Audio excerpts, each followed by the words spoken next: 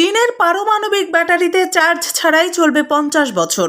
স্মার্টফোনের জন্য নতুন এক ধরনের পারমাণবিক তেজস্ক্রিয় ব্যাটারি তৈরি করেছে একটি চীনা কোম্পানি। বারবার ফোন চার্জ দিতে কার ভালো লাগে? এই ব্যাটারি পুনরায় চার্জ দেওয়া ছাড়াই চলবে 50 বছর। চীনা টেক কোম্পানি বেটাভোল্ট আনতে চলেছে এক নতুন ধরনের ব্যাটারি। তাদের দাবি, কোনো চার্জ ছাড়াই এই ব্যাটারি ব্যবহার করা যাবে 50 বছর। বেটাভোল্ট বলেছে, তাদের উৎপাদিত এই পারমাণবিক ব্যাটারিটিতে মুদ্রার চেয়েও ছোট একটি মডিউলে 63টি আইসোটোপ স্থাপিত।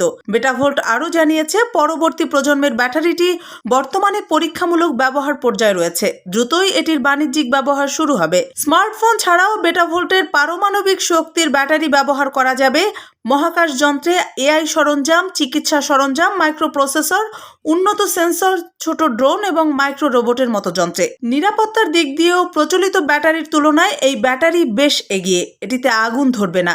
সাধারণ ব্যাটারিতে উচ্চ তাপমাত্রায় নিরাপত্তার ঝুঁকি থাকে। এতে পারমাণবিক শক্তি ব্যবহার করা হলেও কোনো তেজস্ক্রিয়তার ঝুঁকি নেই, যা ব্যবহার করা যাবে পেসমেকারের মতো মেডিকেল ডিভাইসে। এছাড়াও 2025 সালের মধ্যে 1 ওয়াট শক্তির পারমাণবিক ব্যাটারি তৈরি করার পরিকল্পনা রয়েছে বলেও জানিয়েছে কোম্পানিটি।